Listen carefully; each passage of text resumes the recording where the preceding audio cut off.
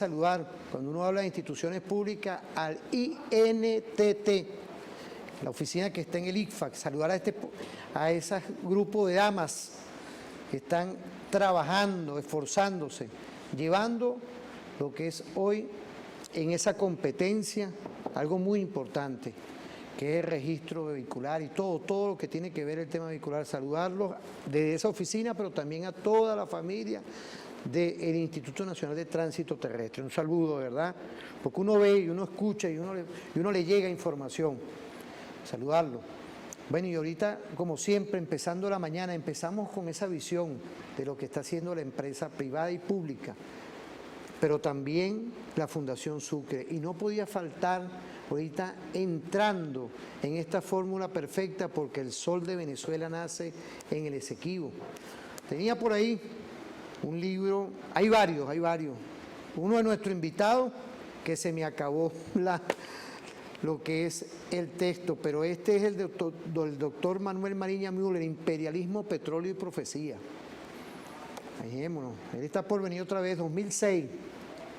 Vemos hoy, porque hoy vamos a hablar de la multipolaridad, el multicentrismo, lo que acontece hoy en la geopolítica mundial. Y no podía faltar que nos acompañe la familia de nuestro Instituto de Altos Estudios de la Seguridad de nuestro Estado-Nación. Saludar igualmente a nuestra Universidad Militar Bolivariana de Venezuela, a las universidades hermanas, el caso de la UNEFA, pero uno como tiene esos conocimientos geoestratégicos de lo que tiene que ser hoy la geopolítica mundial, nos acompaña el postdoctor PhD en Seguridad, Defensa y Desarrollo Integral, Henry Navas. Es importante, profesor Henry, lo que acontece hoy en esa visión holística, en esa ruta de la seda, que hay una perspectiva perfecta, que veníamos viendo cómo en esos nuevos ejes de poder estaba, y saludar hoy a las embajadas, a las representaciones consulares de gobiernos aliados, el caso de Rusia, el caso de China, Vietnam, Irán, estrategias perfectas hoy de lo que es la geopolítica mundial y las pinceladas que requerimos hoy de ir viendo cómo en esa ruta de la seda perfecta que existe está el injerencismo. ¿De quién? Del colonialismo europeo, pero igualmente está ahí activo el colonialismo norteamericano, es decir, esos gobiernos hoy corporativos, injerencistas, de los grandes capitales que quieren seguir dominando el mundo. ¿Y será que hoy, profesor, esa visión multicentrista bolivariana, esa visión hoy está rompiendo esos ejes de poder de la unipolaridad? Pero queremos que usted nos explique. Usted fue mi tutor, ¿vale? El doctorado. Días. Para mí es un aprecio y una invitación, como siempre, sus apreciaciones aquí, apreciado doctor. Sí. Qué bueno, muchas gracias por la invitación. Usted tiene dos publicaciones por ahí, hombre, cuando las sacamos aquí en texto, aquí. Sí, hombre. Dos buenas investigaciones. Sí, fíjate, muy bueno regresar nuevamente aquí a casa, ¿no? Esa es su casa. En primer lugar, que hemos estado sumamente ajetreados con la pasantía de la maestría de Seguridad de la Nación, de la cual soy docente, dedicación exclusiva del Instituto de Altos Estudios de Seguridad. Una pasantía prácticamente por toda la zona fronteriza, incluyendo la marítima de Venezuela, donde pudimos presenciar cosas extraordinarias, el enorme empuje, por decirlo de alguna manera, de todo lo que es las empresas, tanto públicas como privadas, en materia productiva, en todos los lugares donde estuvimos. Evidentemente, el enorme esfuerzo realizado por nuestra Fuerza Armada Nacional Bolivariana, tanto de la Armada como del Ejército, la Guardia, la aviación y por supuesto la milicia, desplegada en la defensa de toda nuestra región fronteriza, que como todos sabemos ha estado amenazada desde hace bastantes años, desde la llegada de la revolución desde la llegada de nuestro comandante supremo, por supuesto con su punto de inflexión, luego pues con el surgimiento del gobierno de nuestro comandante en jefe, el presidente Nicolás Maduro. Debo decir, en primer lugar, hacer algunas precisiones, porque como suele suceder en las ocasiones en que se producen conflictos, siempre la primera víctima, eso es ya un hecho consumado, es la verdad. Me refiero a la situación que hoy se presenta, que algunos denominan como la guerra Rusia-Ucrania, cosa con la cual diverjo totalmente. Es precisamente acá en este programa, Constantini, donde hemos venido señalando el proceso de confrontación que vivimos prácticamente desde finales del siglo XX, para ser más exacto, se va a concretar desde 1980, la década de los 80, con la desaparición justamente de la Unión Soviética. Una confrontación geopolítica que tiene que ver con dos visiones, dos concepciones que emanan del modelo de sociedad o modelo de desarrollo de las diferentes naciones a escala global. Una que surge justamente como geopolítica unipolar, es decir, un solo polo de poder. Por supuesto, ya todos sabemos de quién se trata, que es Estados Unidos, el imperialismo, o las grandes corporaciones que dirigen no solo Estados Unidos, sino también a sus aliados, y que impulsaron desde esa geopolítica unipolar, ya sin ningún contrapeso como lo fue la Unión Soviética, después de la década de los 80, el apoderamiento a escala global de los recursos naturales. Eso lo vemos que se concretó, como lo decíamos en programas anteriores, a través de las diferentes guerras y los procesos de fraccionamiento de los Estados-nación, que al parecer desde la geopolítica unipolar ya le resultan un estorbo para las grandes corporaciones. Digo esto porque la punta de lanza de la geopolítica, sobre todo de la geopolítica dominante, en este caso la unipolaridad, es la guerra. Por supuesto, la guerra que viene de la mano de la geopolítica unipolar es un tipo de guerra que hemos nosotros en Venezuela caracterizado, y la hemos caracterizado a través de una obra que se llama La Guerra Difusa, en la cual pudimos establecer algunas de sus características, como es que es una guerra multidimensional, como se dice, planteada en todos los ámbitos de las sociedades. En segundo lugar, que es una guerra, por eso la llamamos una guerra total. Segundo, que es una guerra permanente y algunos la llaman recurrente, porque disminuye su intensidad y después vuelve a aumentarla. Todo en pos de los requerimientos de la dominación sobre los recursos naturales, vale decir fundamentalmente los hidrocarburos, que como todos sabemos son los que hacen funcionar el mundo que conocemos. ¿Qué es lo que, por qué hacemos esta antesala para señalar, en nuestra opinión, de lo que se trata en la actualidad la situación que se vive en Europa del Este? En primer lugar, que es una confrontación de dos visiones geopolíticas, una unipolar, que ya la hemos caracterizado, y otra, con sus guerras por supuesto, y otra que se llama la multipolaridad o el multicentrismo y la pluripolaridad.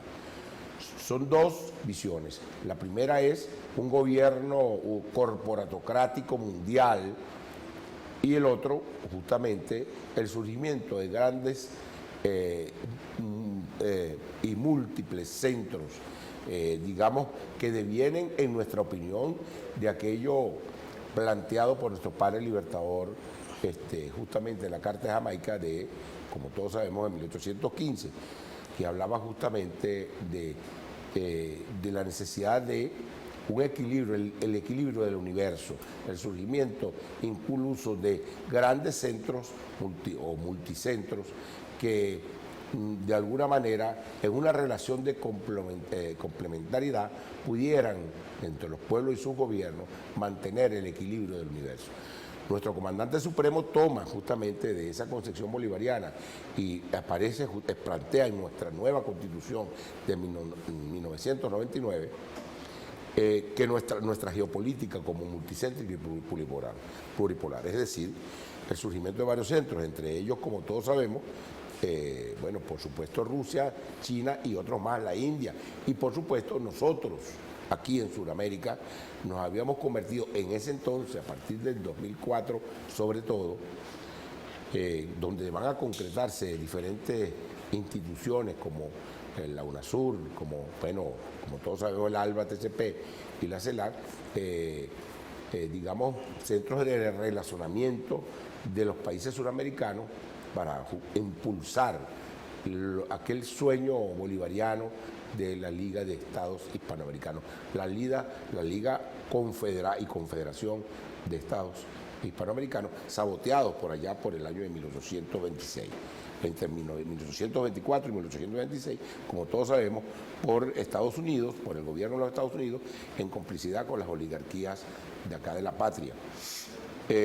Bueno, entonces, estamos claros, contestes de que hay un proceso de ofensiva desde la unipolaridad que, como podemos evidenciarlo, se va a derramar sobre Europa y sobre Asia.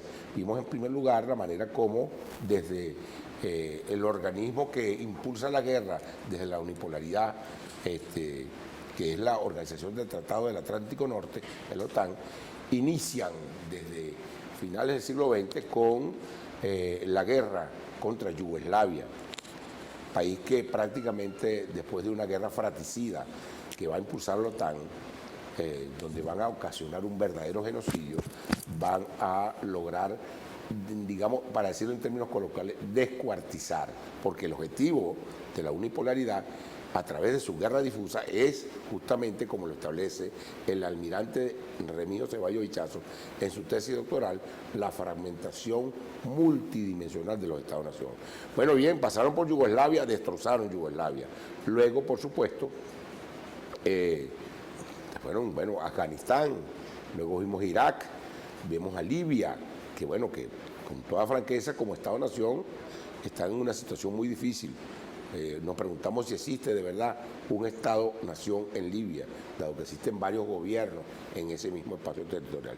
Y luego lo intentaron en Siria, solo que, digamos, que los diferentes centros multipolares reaccionaron frente a esta ofensiva global. Los pueblos inflamados por rescatar sus recursos naturales digamos, impulsaron gobiernos progresistas que defendieran su soberanía e independencia. Estoy hablando de todo esto porque Venezuela fue uno de esos pueblos. Ya, como todos sabemos, en la primera constitución donde aparece el multicentrismo, la primera es en Venezuela, en la constitución de 1999. Y como tal impulsamos en nuestro proceso de relacionamiento, no solo con nuestros hermanos acá en la América Meridional, sino también mucho más allá de lo que es el continente americano. Así nos hicimos aliados de aquellos centros multipolares como Rusia, como China, como la India, como debe ser un país soberano. Y por supuesto sin negarnos a tener relaciones con Estados Unidos. Aún cuando desde 2002 este país ha impulsado iniciativas en complicidad con algunos gobiernos títeres de Sudamérica y también de Europa, y los lacayos, algunos lacayos que se hacen llamar venezolanos, han impulsado diferentes procesos de golpes de Estado e iniciativas para impulsar una guerra civil en Venezuela. Eso lo hemos visto los venezolanos, lo hemos vivido durante más de 20 años. Bueno, lo cierto es que esa confrontación geopolítica para decirlo, entre unipolaridad y multicentrismo, en la cual hemos visto cómo Estados Unidos se ha declarado en guerra contra el mundo para imponer su hegemonía. Es la hegemonía de las grandes corporaciones. Ha resultado en un estado prácticamente de guerra global. Ese es un aspecto que es necesario que tengamos en cuenta a la hora de entender lo que pasa en Europa del Este. Así tenemos tiempo para continuar. Claro, profesor, usted está dando aquí una clase estratégica de lo que es desde nuestro espacio vital, con todo el respeto, que es la República Bolivariana de Venezuela, con nuestra Constitución, con un modelo constitucionalista del cual está Bolívar y está esa geopolítica, no podía faltar. Con el doctor Henry Navas, profesor del Instituto de Altos Estudios de la Seguridad de la Nación, pero también coordinador de la Maestría de Historia Militar a Dedicación Exclusiva. Es importante lo que hemos hablado, esa guerra difusa Quiero saludar al almirante Jiménez Ratia, cuando estaba en el viceministerio, un aporte fundamental en todos estos temas que estamos hablando, y dejó un legado en conjunto. Usted fue creador y parte de esa doctrina que hoy tenemos, y los demás oficiales superiores que nos puedan estar viendo, docentes, investigadores, que han contribuido para lo que es hoy una visión, una perspectiva de lo que ocurre con la fragmentación de los Estados-nación. Y entre esos queríamos seguir en el tema de lo que es ese colonialismo que a nosotros nos lo sacudió el padre Bolívar, sacó al Imperio Español, y en toda esa ruta de tiempo que ha pasado, nuestra estirpe indígena bolivarianista, y con un legado estratégico que nos dejó nuestro comandante supremo Hugo Chávez, estamos hoy resistiendo unas medidas coercitivas unilaterales de parte del imperio norteamericano. ¿Qué podemos seguir en esta visión? Es la fórmula de la multipolaridad como proceso emergente ante ese nuevo orden mundial que nos quieren imponer ellos. Sí, fíjate, precisamente en ese mismo orden de idea. Con todo el respeto, apreciado doctor. Cómo no, en ese mismo orden de idea, para darle seguimiento, después que hemos establecido que se trata de una confrontación geopolítica mundial entre la unipolaridad y el multicentrismo, desde la década de los 80 prácticamente, que está presente en el escenario global, en el escenario mundial. Digamos que en el surgimiento de los centros multipolares, hay que decirlo, en principio en la primera década de este siglo, digamos que la América Meridional jugó un papel estelar. Bueno, todos vimos cómo de alguna manera nos abrazamos los pueblos y muchos gobiernos del surcontinente.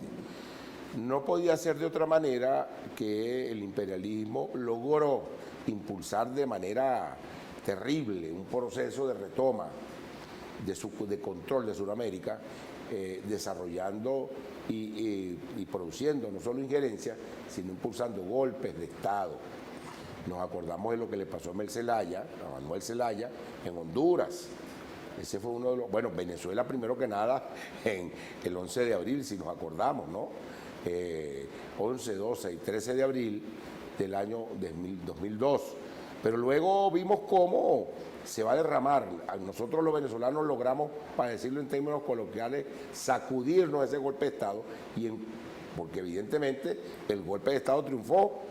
Depusieron y secuestraron al comandante supremo Hugo Chávez, pero el pueblo venezolano, junto a su Fuerza Armada, logró rescatarlo, y en 48 horas, cosa inédita por cierto, logró reponerlo en el gobierno y como jefe de Estado. Pero tenemos otra situación. Luego de Manuel Zelaya vimos a Fernando Lugo, que fue detonado en un golpe de Estado parlamentario en Paraguay. Dilma Rousseff en el gigante de Brasil, bueno, le dieron un golpe de Estado, y no solo eso, secuestraron, porque no puede ser de otra manera que decirlo, a Ignacio Lula da Silva. Posteriormente vimos en la ofensiva contra Cristina Kirchner, donde hasta un juicio le plantearon esa técnica dentro de la guerra difusa que llaman Lufer, utilizar los tribunales para atacar a los gobiernos progresistas. Bueno, vimos luego lo que sucedió en Ecuador, en donde captaron a un traidor, una suerte de Judas, colocado allí por el presidente y por el movimiento Proyecto País, que impulsó Rafael Correa, que es Lenín Moreno, que luego traiciona, no a Correa, traiciona a su pueblo y se entrega a las huestes del imperialismo. Vimos el golpe de Estado contra Bolivia. O sea, que hemos visto aquí cómo de alguna manera trataron de detonar la posibilidad de que Sudamérica, la América Meridional, nuestros hermanos de acá, con los pueblos y los gobiernos progresistas, lográramos convertirnos con el impulso al desarrollo, a la prosperidad en un centro multipolar. Pero eso no sucedió con Rusia, ni sucedió con China. China impulsó un proceso de desarrollo económico que la colocó justamente en bueno, yo creo que es la primera potencia económica mundial, eso lo sabemos todos. Y por supuesto Rusia se convirtió también en una potencia no solo económica, sino una potencia militar. Pero veamos, ¿cómo es esta situación de confrontación multipolar? En primer lugar, vimos cómo desde 1980, hay que decirlo, cuando se produce aquello que llamaron el glasnost o la perestroika de manos de Gorbachov, que es detonada la Unión de Repúblicas Soviéticas Socialistas, se compromete Estados Unidos y sus aliados de la Unión Europea, y por supuesto con ellos la OTAN, que es su brazo armado, en no, digamos, impulsar un proceso de cerco contra Rusia desde el punto de vista militar. Ese compromiso fue escrito. Hoy por hoy aparecen algunos documentos, creo que desde Polonia, en la cual justamente aparece ese acuerdo que realmente no fue cumplido. Desde la década de los 90, luego apenas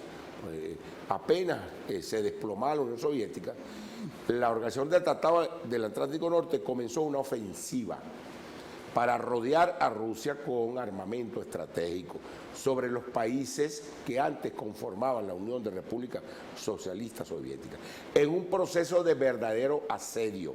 Polonia, Hungría, los países, lo que llaman los países Eslovenia, todos los países bálticos que rodean a Rusia, prácticamente les colocaron armamento estratégico como un proceso de cerco.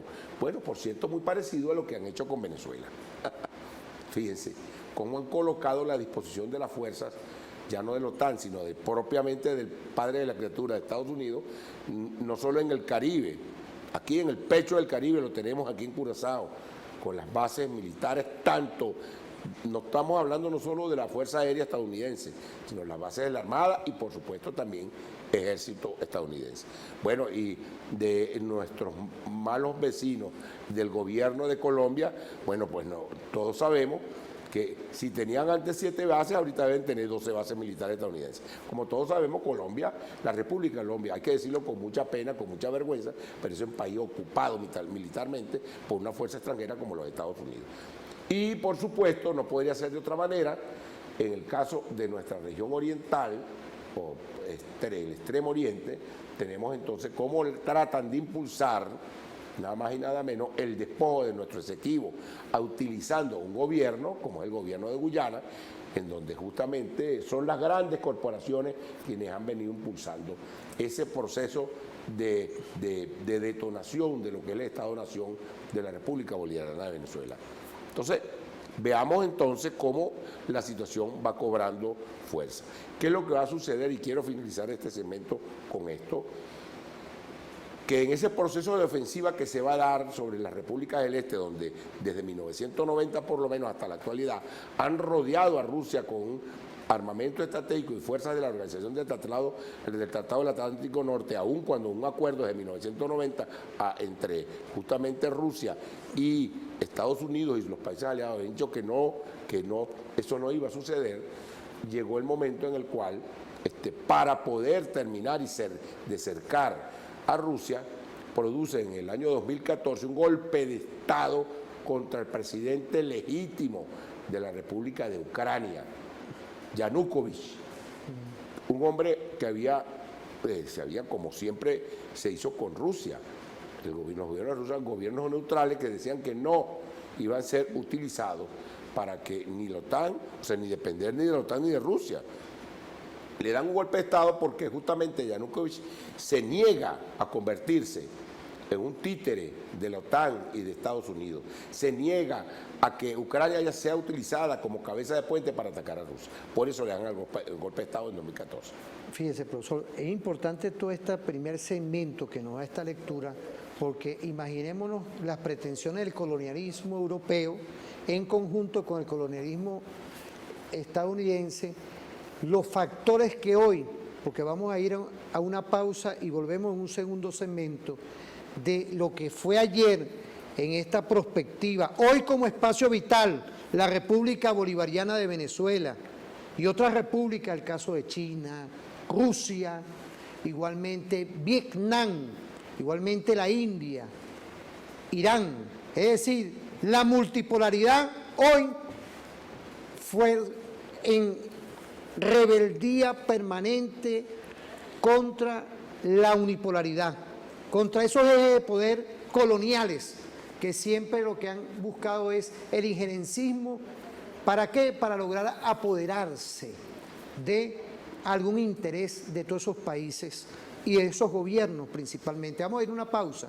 Quiero saludar a uno de RS 1980, José Leal, 9876, Rafael Espinosa, Radio Tiuna FM, Gerardo Piso Ospino, Callarimar Rojas, Ricardo Paulín. Vamos dentro de poco, creo que vamos a salir otra vez en el circuito radial Tiuna. Quiero saludar al coronel Mantilla, Jorge Eliezer Mantilla, Mijares, a toda la familia del circuito radial Tiuna. Vamos a ir a una pausa y volvemos con tu programa Referente Informativo.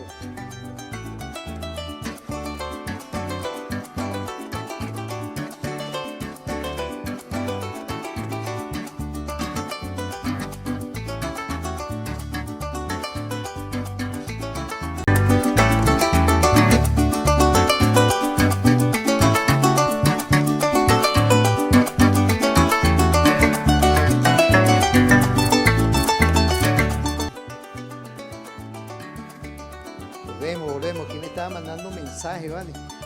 0412-020-5263. Quiero saludar a todas y todos los universitarios, pero también al pueblo llano, al pueblo campesino, al pueblo obrero, igualmente a los cultores, pero también a la militancia del Partido Socialista Unido de Venezuela, los de abajo. Un saludo también por las redes sociales que nos están viendo, a veces por el tiempo, la capacidad de escritura y todo como van las redes, se nos queda alguno por fuera, me disculpan de verdad, pero estamos activos.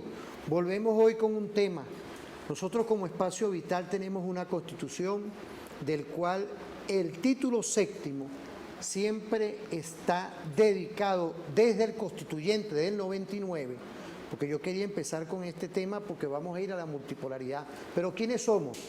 Somos un Estado del cual, una nación que estamos consolidada en base a la participación y el protagonismo, y del cual en esa filosofía constitucional está ese título séptimo, que no lo creamos nosotros, fueron los constituyentes, con esa idea perfecta, participación y protagonismo, y en esta materia, desarrollo, defensa y seguridad de nuestro Estado-Nación, está la corresponsabilidad, que todas y todos, las personas naturales, las personas jurídicas y todos los que estamos dentro de esta Estado-Nación, tanto extranjeros que están aquí, que hacen vida y son siempre bienvenidos, como nosotros, los que habitamos y nacimos aquí, somos corresponsables en esa materia.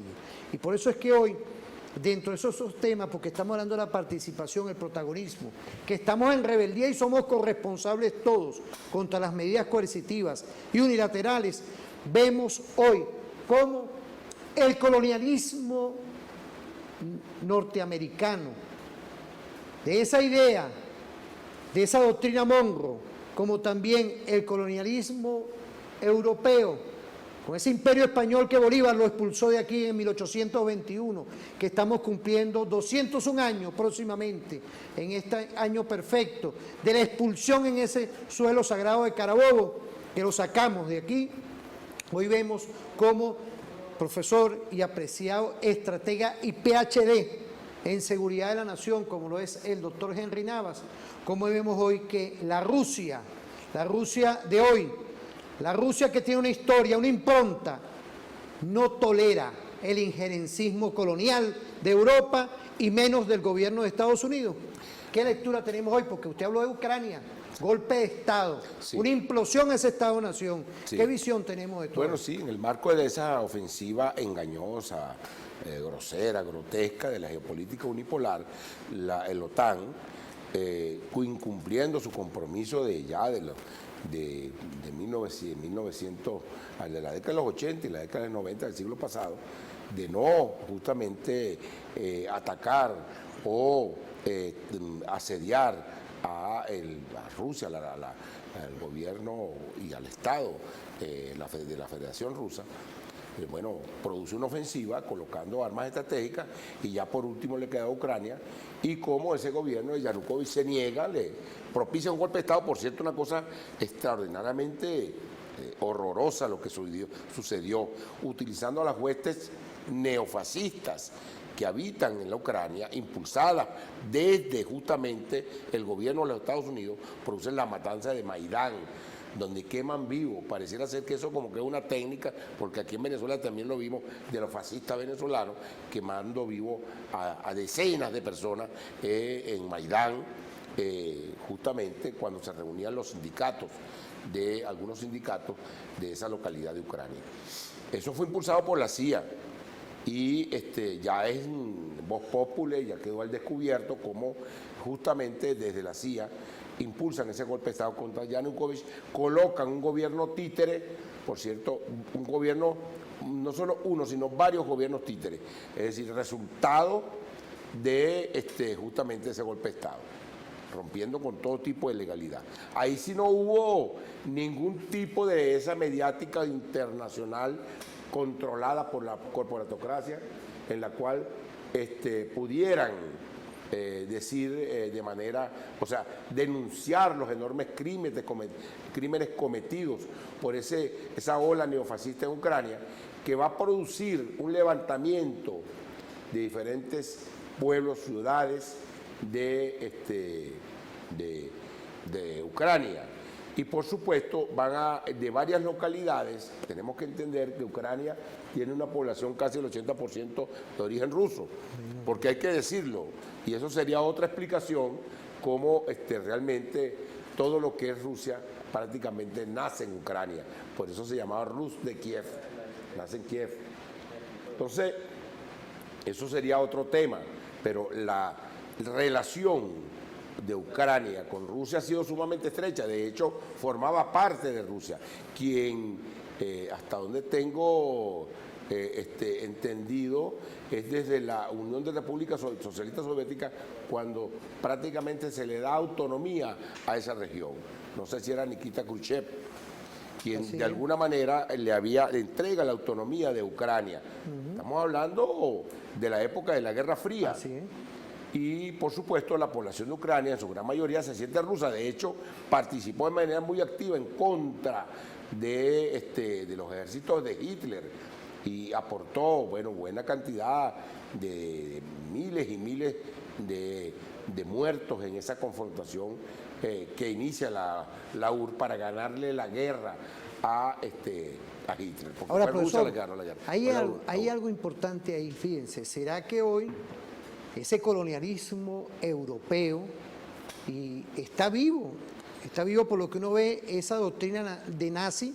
Sí. No le perdona a Rusia esa fórmula perfecta que hizo envolver la tranquilidad y la paz en esa Segunda Guerra Mundial, de darle vida porque uno de los grandes momentos que nosotros tenemos que recordar es el movimiento ruso en contra del nazismo en la Segunda Guerra Mundial, que no se dice, no se hace porque Hollywood sí clasificó y puso a los vencedores de una parte, fue esa Rusia y esa visión y ese motor militar que impulsó a tomar y a expulsar igualmente a Hitler y toda esa banda, vamos a hablarlo así, de lo que fue esa Segunda Guerra Mundial en contra de un mundo multicéntrico y multipolar. Bueno, la pregunta que tenemos que hacernos todos, sobre todo quienes me escuchan, es ante quién se rinde el ejército de Hitler en Alemania. Es ante el general Zhukov. Así es. ¿Y quiénes toman Alemania? Justamente en el impulso de una ofensiva a partir de Stalingrado de 500 kilómetros del ejército de la Unión, de las fuerzas militares de la URSS, de la Unión de Repúblicas Socialistas Soviéticas. Digamos que es justamente ante la URSS. De tal manera que quien derrota a Hitler es, como todos sabemos, es la URSS, es el gobierno, es el Estado soviético.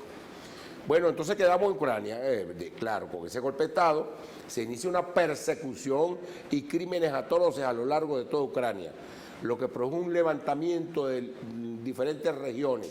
Primero que nada Crimea, que por supuesto es habitada en su totalidad prácticamente por rusos, que realiza un referéndum, Crimea, que es una de las regiones ante Ucrania, donde deciden adherirse, como lo fue hace algunos años, a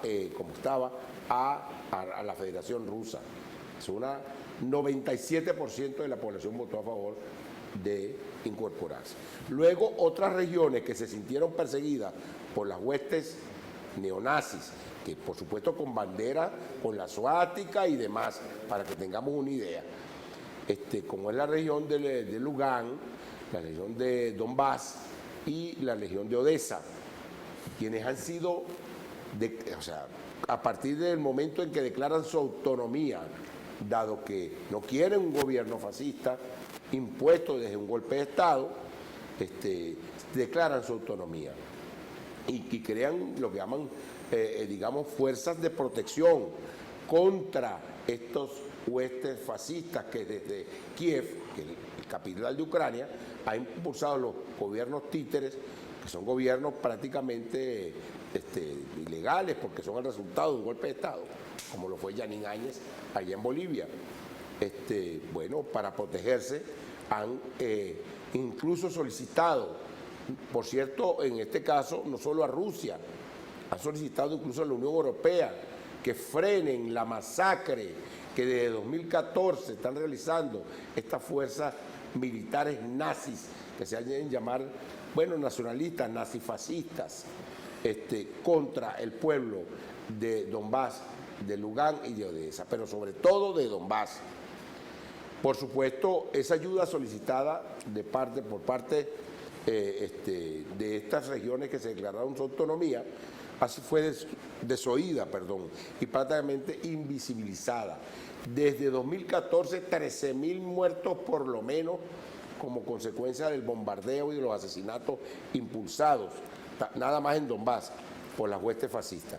Hubo un momento en el cual hay una ofensiva ya con armas de la OTAN por parte de los ejércitos, las fuerzas nazifascistas de Ucrania contra Donbass. No tuvo otro remedio el gobierno ruso que salir en protección de esa población. Es decir, digamos una cosa, desde 2014 el gobierno ruso ha impulsado iniciativas diplomáticas llamando la atención de la masacre que se realizaba. Por eso creó lo que llaman los acuerdos de Minsk, que son acuerdos que se van a realizar, creo que desde Bielorrusia, una mesa en la cual se sentaran la gente de Ucrania, de Donbass, de Lugansk, para llegar a acuerdos que permitieran, acabar con la situación de agresión.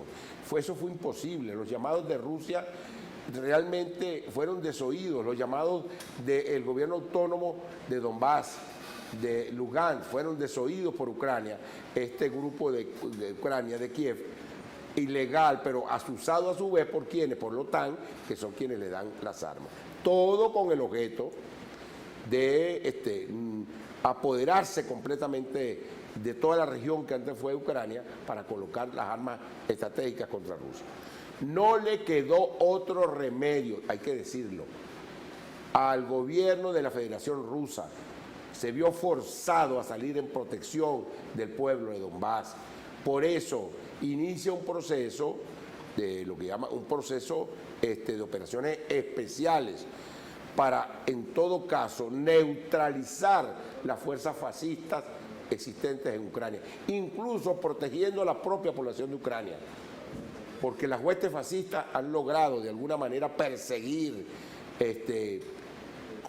realizar crímenes atroces a ese pueblo de Ucrania, para seguir imponiendo el gobierno fascista. Doctor, fíjese. Esa es una realidad, claro, para que podamos entender las razones de Rusia, que evitó la guerra, que la evitó durante, imagínense, desde 2014 hasta 2022, que convocó a la diplomacia, que señaló le señaló a la OTAN que por favor, que todas las iniciativas realizadas por Vladimir Putin y por supuesto su canciller Sergei Lavrov, para evitarlo, y no le quedó otro remedio para que realizar esta operación especial, que no invadir, es decir, que no es que Rusia va a quedarse, va a hacerse de Ucrania, sino, por supuesto, realmente neutralizar a quienes han aterrorizado a esta región, a su pueblo.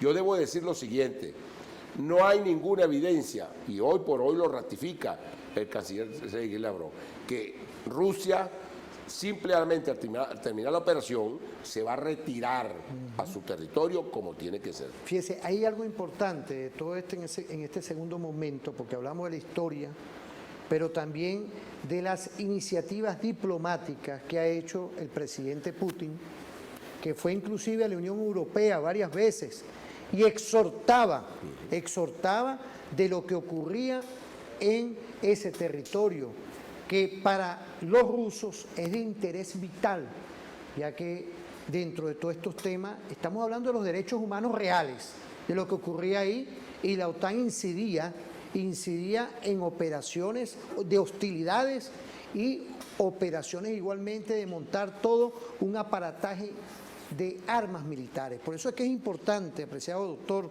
todas estas apreciaciones, porque estamos tocando temas que hoy son ante la visión mediática de haber trancado. ¿Será casual hoy que RT le hayan cortado?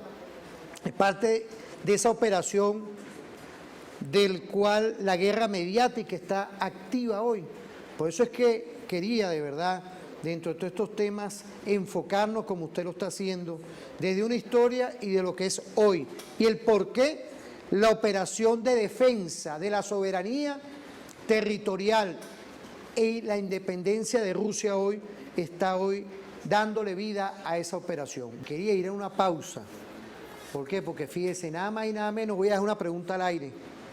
Las doctrinas de injerencismo, porque se han vuelto con esos tanques injerencistas de pensamiento de parte del gobierno de Estados Unidos, como también la OTAN y los gobiernos de la Unión Europea, se han vuelto ya unas doctrinas para romper con los Estados-nación, el caso de Ucrania, el caso de la imposición que se nos quiere dar a nosotros, que hemos estado en rebeldía permanente constitucional contra el injerencismo de ustedes, porque la Unión Europea igualmente, los gobiernos que han pasado y el gobierno de Estados Unidos siguen con las medidas coercitivas unilaterales. Vamos a dejar todas estas preguntas al aire en el próximo segmento cuando vengamos. Quiero saludar a Rafael Simones Espinosa, Cuadrantes de Paz, saludar a nuestro Ministerio de Interior, Justicia y Paz, a nuestro almirante en jefe Remigio Ceballos, Gabriela Piso 08, Stephanie Colmenares, soy Roxy Mendoza, Moral Isabel Cordero, Alfredo Vizcaya, Matius 45, excelente, gracias, Darwin Piso, Romy Piso Programa, Leonardo Román 660 y Gerardo Piso Pino. Un saludo a todas y todos. Vamos a una pausa y volvemos con tu programa Referente Informativo.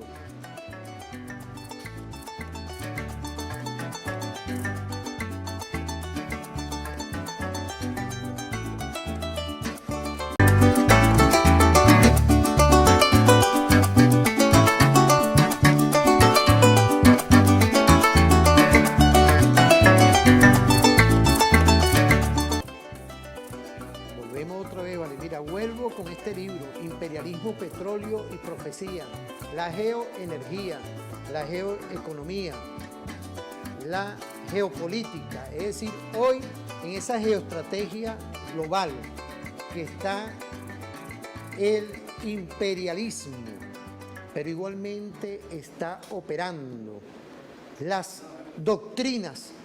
Las doctrinas tienen algo que ver cuando uno ve golpe de Estado contra Ucrania, golpe de Estado que fue frustrado aquí en el 2002 contra la República Bolivariana de Venezuela, golpe de Estado contra Bolivia, eso que se le está aplicando a Nicaragua y a todas y todos los Estados-nación que el interés de ese injerencismo no se acopla a ellos, a esos gobiernos, porque los pueblos no, los pueblos son parte de una sincronía del cual hay esos grandes capitales, ese nuevo orden mundial que siempre está presente por esos grandes capitales, por esas grandes corporaciones que buscan apoderarse de lo que no es, sino de los estados-nación y de sus pueblos.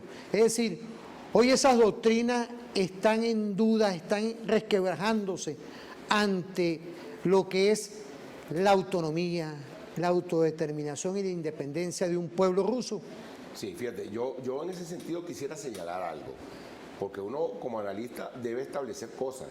¿Cuáles son las coincidencias, las analogías, para hacer una analogía, entre lo que hoy se aplica contra Rusia y lo que se ha venido aplicando contra el resto de los países a nivel global que se han levantado para defender su soberanía e independencia? Fíjense, y aquellos a quienes se les ha aplicado la guerra, esa guerra difusa, esa guerra multidimensional, multiforme, no convencional. A ver, vamos a ver, aquello de la revolución de colores, eso lo conocemos en Venezuela, pero lo conocemos perfectamente. A las guarimbas o la revolución de colores con los manitos blancos. Usted toma una fotografía de eso aquí en Venezuela y es como si la estuviera tomando en el 2014 con el golpe de Estado a Yanukovych en Ucrania. Pero es lo mismo que vimos en el resto de los golpes de Estado que se dieron en Sudamérica. Y también, por cierto, lo que se dieron en el Oriente Medio. Es decir, ¿son coincidencias? No son coincidencias. Es la aplicación de este modelo de guerra a escala global, vuelvo y lo repito, con el objeto de avanzar en el apoderamiento de los grandes recursos energéticos.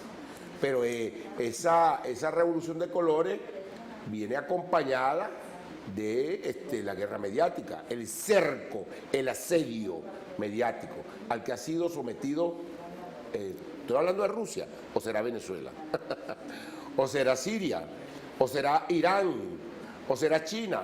Libia, o sea, es decir, Libia antes de que detonaran el Estado-Nación libio y asesinaran a Mohamed Gaddafi, el Estado iraquí, cuando le provocaran una guerra injustificable y el asesinato de Saddam Hussein. Es decir, eso no es coincidencia. Estamos viendo la aplicación de una guerra. Un silencio mediático y un cerco mediático atroz, sobre el cual quiero también hacer un señalamiento, porque a Russia Today, el canal oficial del Estado de la Federación Rusa, lo cortaron. Me duele mucho que en Venezuela haya pasado. No puede ser que las cableras venezolanas, que dependen de nuestro espectro radioeléctrico, porque eso es soberanía nuestra, hagan lo que les dé la gana y hayan participado en ese combo, yo debo decirlo, el corte y el bloqueo de las señales y de los programas de Russia Today. Lo vi y quiero decirlo desde aquí, en Simple TV. Lo sacaron y bueno, ¿y dónde está nuestro CONATEL? ¿Dónde está nuestro Ministerio de Comunicación e Información? Porque hasta donde tengo entendido, nuestro presidente, Nicolás Maduro, fue uno de los primeros presidentes que salió en defensa de la soberanía rusa. Salió en defensa contra el ataque y el asedio contra la Federación Rusa, contra el pueblo ruso, hay que decirlo. Entonces, no me resulta realmente preocupante que nosotros no reaccionemos frente a ello. Fíjese, ahí hay algo, doctor, que es importante nosotros resmantizar, porque cuando nosotros nos hemos visto aquí, y usted sabe que hemos estado hablando en todos estos años contra las medidas coercitivas, aquí nos intentaron invadir, nos intentaron, con esas medidas coercitivas unilaterales, un manicidio frustrado, y nuestros aliados estratégicos, el gobierno ruso, chino, aquí hasta un gran barco de la paz nos trajo el gobierno chino para acá. Y los iraníes. Por supuesto. Por eso es que estamos hablando de un espacio vital que es la República Bolivariana de Venezuela. No podía faltar nuestro presidente, nuestro comandante en jefe, Nicolás Maduro Moros, cómo asumió una conducta estratégica de lo que es hoy el apoyo a Rusia, y viendo todo esto, viendo toda esta visión y viendo las doctrinas de injerencismo que se le aplica a todo el mundo, porque ese gobierno norteamericano vino para casi bajito. ¿Por qué? Porque nosotros somos un espacio vital para mover al mundo y no lograron sus pretensiones ni lo van a lograr aquí, porque nosotros somos un pueblo. Tenemos una constitución y tenemos una visión holística de lo que es hoy la multipolaridad, el multicentrismo, algo que es la solidaridad. Nosotros somos solidarios, nosotros no somos injerencistas.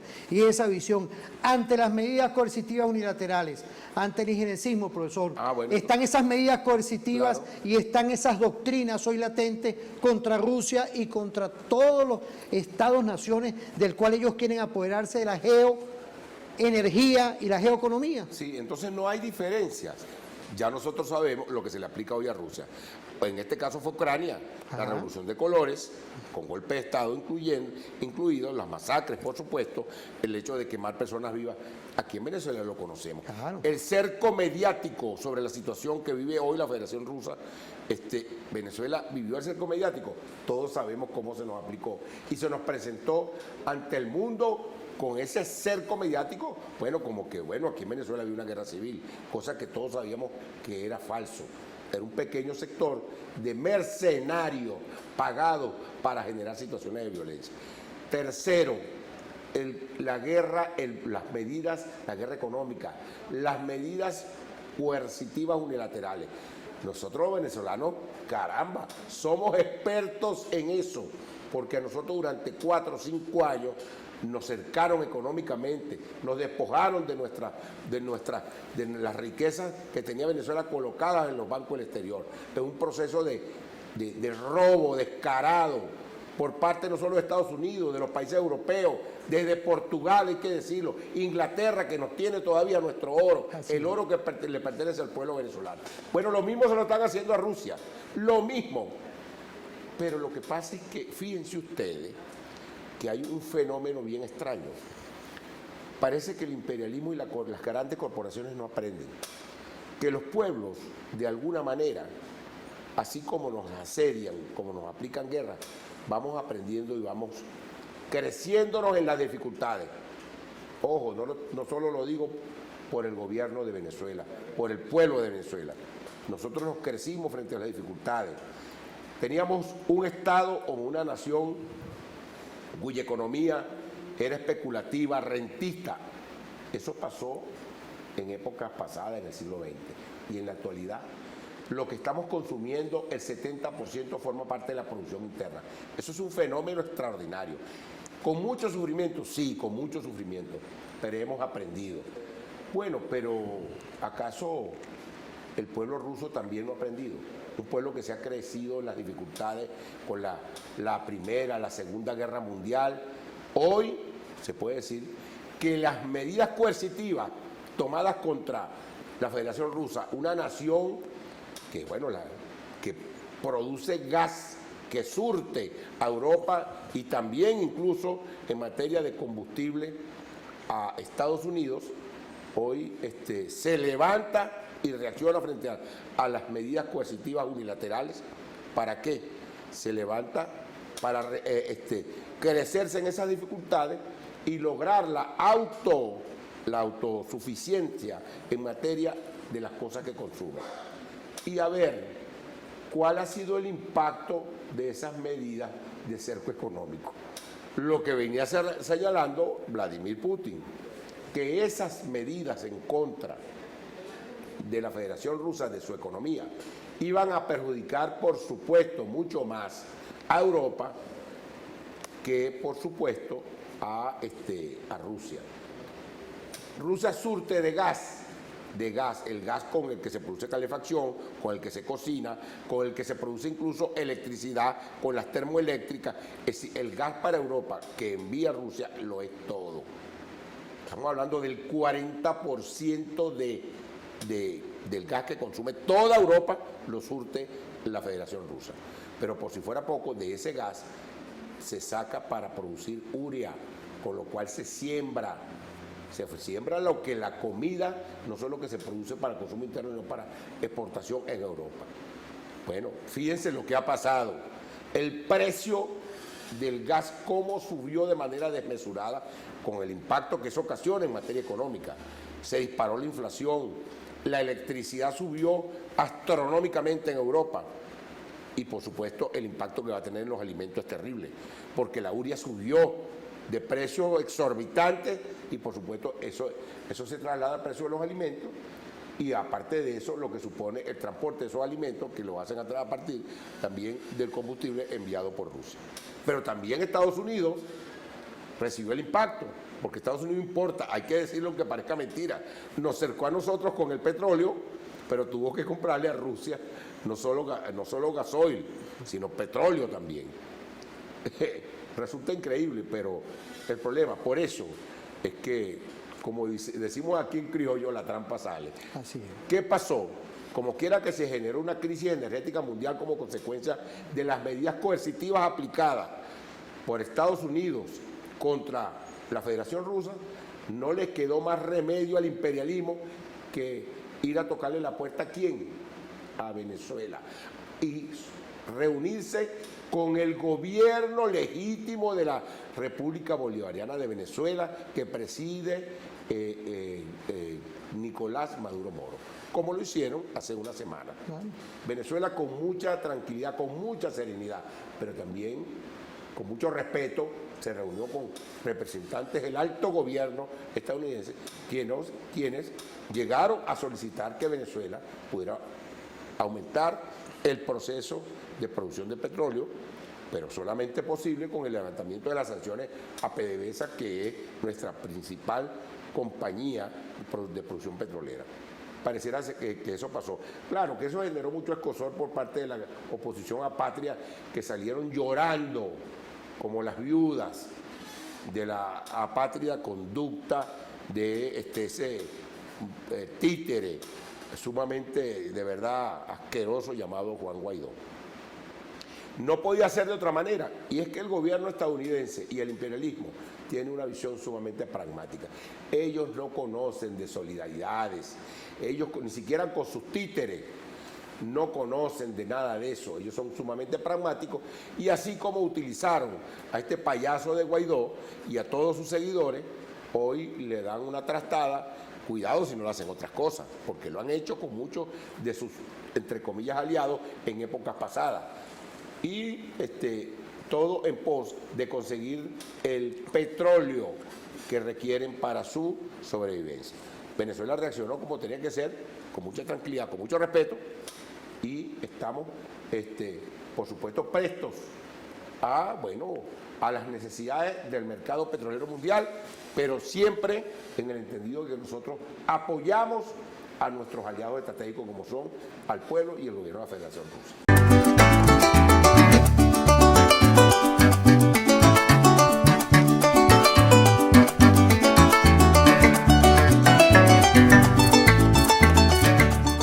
Bueno, volvemos porque vamos ahorita con los balances. Todo este tema de la agenda estratégica que es la geopolítica mundial, esos nuevos ejes de poder, la ruta de la seda y esa visión de cómo este espacio vital que es la Venezuela de hoy, la Venezuela bolivariana, ¿vale? La Venezuela que tiene un gobierno estratégico con la multipolaridad, los nuevos ejes de poder hoy están dando frutos. Una Venezuela constitucional abierta a todas y todas las naciones del mundo, apreciado profesor, sí, ante el imperialismo, sí, ante ese capitalismo injerencista. Sí, bueno, mira, yo quería cerrar parte de lo que hemos hablado de la confrontación mundial, primero que nada, recomendando una extraordinaria obra escrita por el general en jefe Padrino, Vladimir Padrino López, La escalada de Tucídides. Así es. Que prefigura justamente el surgimiento de la tripolaridad, porque los más conspicuos analistas en materia geopolítica, entre ellos el ministro de la Defensa, tenemos claro de que el impulso de la geopolítica unipolar dirigido a golpear a la multipolaridad está dirigido básicamente a golpear nada más y nada menos que a la República Popular China, quien es en primer lugar, en nuestra opinión, representa la primera potencia mundial a nivel económico. De tal manera que golpeando a su aliado fundamental, que es Rusia, debilitaría justamente lo que tú, Constantini, acabas de mencionar, el proyecto de la ruta de la Franja y la Seda, el cual involucra en buena medida a la inmensa mayoría, no solo, debo decir, de los países del Asia, sino también de Europa y de Sudamérica. Extrañamente, fíjate, están los BRIC, donde está Brasil, está Rusia, está la India, está, por supuesto, China y Sudáfrica. Y, por supuesto, todo un tejido de naciones que se incorporan a este proyecto, digamos, del nuevo siglo, del siglo XXI, que apunta hacia el desarrollo productivo y a la prosperidad de las diferentes naciones en una relación de respeto y complementariedad, como es utilizada, como lo utiliza como política económica la República Popular China, de complementariedad, de ganar, con mucho respeto y sin injerencia. A eso es lo que se opone el imperialismo, perder su supremacía. Por eso, golpeando a Rusia, pretendían también golpear a China. Pero la trampa sale.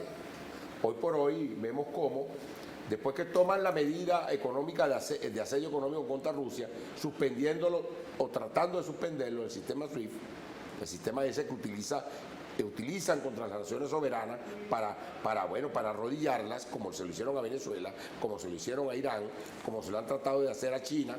Bueno, China creó realmente su nuevo, su autopista financiera, que no es el SWIFT, sino el SIP. Y, por supuesto, ha planteado ahora la compra de petróleo a través no del dólar, sino de los yuanes. Arabia Saudita, Emiratos Árabes Unidos, así lo han manifestado. Nosotros venderemos nuestro petróleo a China y lo cobraremos en yuanes. Usted sabe que eso implica el debilitamiento del arma de destrucción masiva del imperialismo, que es el dólar. ¿Será por eso que el dólar en Venezuela ha disminuido su valor? Veamos. Nosotros, y ahí sí me quiero venir para Venezuela, debo decir tres cosas rápidamente. En primer lugar, el hecho de que hoy nos vengan a tocar la puerta desesperados porque requieren de combustible, porque el combustible ha subido de precio de manera desmesurada, y por haber golpeado y asediado a la República, a la Federación Rusa, no quiere decir que sean nuestros amigos. Yo lo quiero decir muy responsablemente. Ahora resulta que después que durante 20 y tantos años han asediado a este pueblo y al gobierno revolucionario, entonces sí, nos vamos a ver a un lado y ahora somos amigos. Eso no es verdad. Vienen ahora porque están necesitados. ¿Y nosotros estamos interesados en vender petróleo? Sí, pero tienen que levantar las sanciones primero que nada. Tienen que levantar las sanciones, que no son sanciones, las medidas coercitivas unilaterales tienen que levantarlas, tienen que respetar la soberanía e independencia de nuestra República Bolivariana. Nosotros no podemos engañarnos. El imperialismo y las grandes corporaciones seguirán buscando la manera de hacerse de este recurso vital del cual somos los mayores poseedores a escala global. Eso tenemos que tenerlo claro. Lo otro, ese es un aspecto. El otro, el hecho de que aumenten los ingresos por la venta de petróleo, como lo tenemos previsto en este año de 2 millones de barriles diarios, no implica que debemos volver al sistema rentística petrolero. Venezuela, el pueblo venezolano debe continuar en su empeño del desarrollo productivo diversificado de las cosas no solo que consumimos, sino que podemos exportar. Vemos con mucha felicidad como nuestras empresas básicas, tanto las de Guayana como las empresas básicas en diferentes lugares. Venimos de una pasantía y de una gira por todas las fronteras y por las regiones fronterizas. Hemos presenciado cómo esas empresas tienen un impulso productivo de verdad tremendo, lo que nos ocasiona una gran alegría. Vemos como nuestros campesinos, con mucho sacrificio, están produciendo el alimento que nosotros consumimos. Debemos utilizar en esta oportunidad los recursos que nos da la renta petrolera para apalancar el proceso de diversificación económica, productiva, independiente y soberana. Creo que nuestro futuro es prometedor y los venezolanos en ese sentido debemos estar con el optimismo que irradia no solo el gobierno bolivariano y el presidente Maduro, sino en cada uno de los movimientos sociales que acompañan al proceso revolucionario. Yo le incluiría, porque ya estamos culminando por el día de hoy, a la agenda económica bolivariana. Sector público, sector privado, todas y todos, a producir porque ese es el tema, utilizar esos recursos para producir porque esa es la vía. De verdad que esos son los aciertos. Rafael Simón Espinosa, un saludo, y Alfonso Souribe, saludo igualmente, de Llamas Trangelo, Orlando de Sena, saludo igualmente, programa de opinión Lourdes Oduber, un saludo a todas y todos. Nos vamos a ir con una musiquita, estamos en el ámbito cultural, nos vamos con ese llano perfecto, esa música perfecta, y un saludo. De hace rato estoy saludándolo a ustedes, los que están aquí en las redes sociales, que pasen un feliz día y nos vemos en otra oportunidad.